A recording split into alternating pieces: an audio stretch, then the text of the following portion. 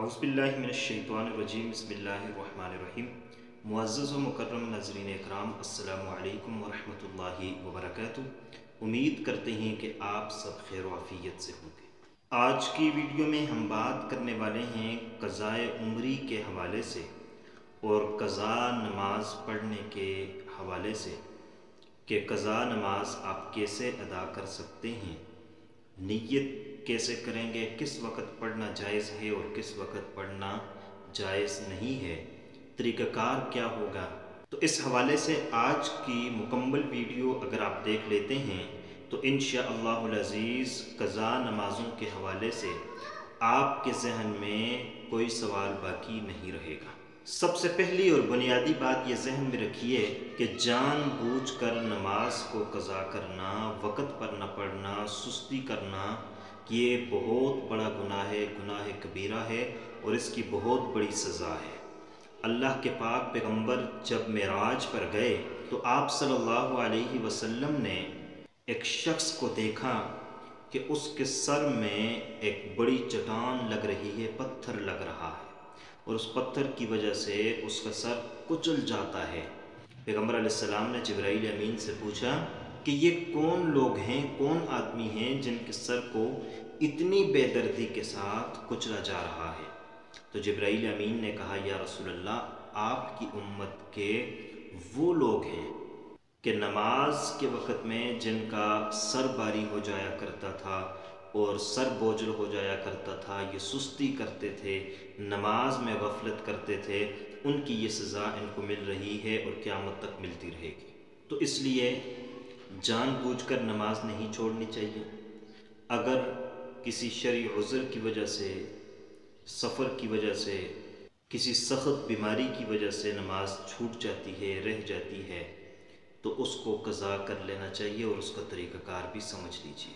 तो बहरहाल लोगों से गफलत, सुस्ती, उज़्र, किसी भी वजह से नमाज़ें क़ज़ा हो जाती हैं और वो फिर पूछते हैं कि हम नमाज़ें कैसे अदा करें, क़ज़ा नमाज को कैसे पढ़ें। तो आज की वीडियो में मुकम्मल तरीक़ा समाअत फरमाइए। सबसे पहली बात यह है कि क़ज़ा नमाज की दो किस्में होती हैं।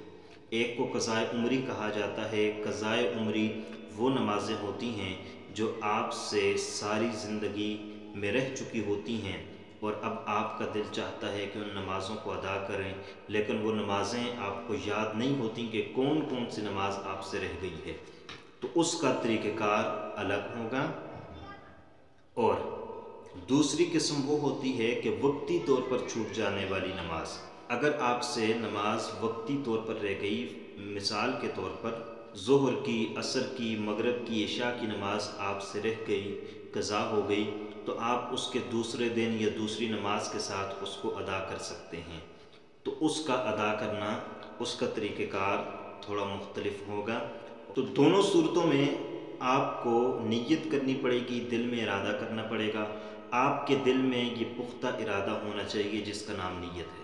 ज़बान से अल्फाज अदा करने कोई ज़रूरी नहीं है, अगर अदा कर लेते हैं कोई हर्ज नहीं है, नहीं करते तो दिल के अंदर ये ख़याल, ये इरादा होना चाहिए, जिनको मैं लफ्ज़ों की सूरत दे देता हूँ कि कोई लफ्ज़ों में पढ़ना चाहे तब भी ठीक है, न पढ़ना चाहे दिल में इन अल्फाज का इरादा कर लें। तो नियत में सबसे पहली नियत, आप जो आपसे नमाज रह गई वक्ती तौर पर, जो आपको याद है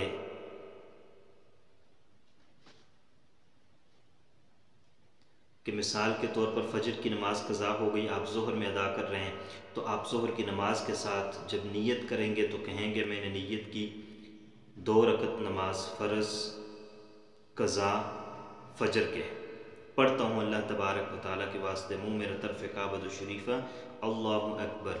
तो ये वो होगी जो आपको याद है, आपको पता है कि ये नमाज क़ज़ा हो गई, तो उसकी नियत तो इस तरह करेंगे।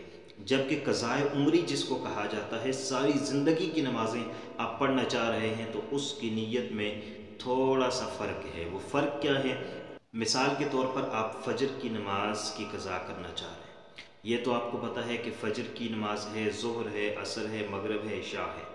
तो आप फ़जर की नमाज की क़ज़ा करना चाह रहे हैं, तो आप यूँ कहेंगे मैंने नियत की सबसे पहली क़ज़ा होने वाली नमाज फ़जर की। उसके बाद आगे वही इरादा है। ظہر ہے تو سب سے پہلے قضا ہونے والی نماز ظہر کی۔ جب آپ نے ایک مرتبہ فجر کی قضا کر لی تو اس کا مطلب یہ ہے کہ آپ کی زندگی میں سب سے پہلے جو آپ سے فجر کی نماز قضا ہوئی تھی اس کی قضا آپ نے کر لی۔ سب سے پہلے جو قضا آپ سے ظہر ہوئی تھی وہ آپ نے قضا کر لی۔ اس کا فرض تو آپ سے ساقط ہو گیا، وہ قضا آپ نے کر لی، اب وہ فرض ساقط ہو گیا۔ لیکن اس کے بعد جو دوسری آپ کے ذمہ ہے، جب آپ نے پہلی پڑھ لی تو وہ پہلی ہٹ گئی اور وہ پہلے نمبر پر آ گئی۔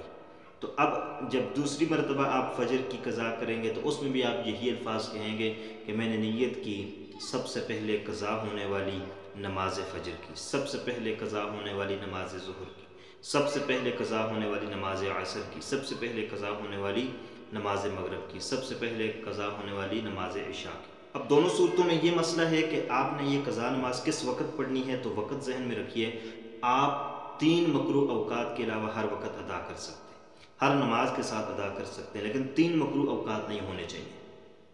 سب سے پہلے طلوع آفتاب کا وقت، جس وقت سورج طلوع ہو رہا ہوتا ہے اس وقت جو ہے آپ کوئی بھی نماز نہیں پڑھ سکتے، نہ قضا نہ ادا نہ نوافل۔ دوسرے نمبر پر زوال کا وقت، جس وقت سورج بالکل زائل ہونے کی طرف جا رہا ہوتا ہے، زوال پہ ہوتا ہے، سر پہ ہوتا ہے، اس وقت آپ کوئی نماز قضا بھی نہیں کر سکتے، ادا بھی نہیں کر سکتے، نفل بھی نہیں پڑھ سکتے۔ تیسرے نمبر پر غروب آفتاب کا وقت، جس وقت سورج غروب ہو رہا ہوتا ہے اس وقت بھی آپ کوئی نماز ادا نہیں کر سکتے۔ ان 3 اوقات کے علاوہ آپ جس وقت مرضی ہے آپ پڑھ سکتے ہیں۔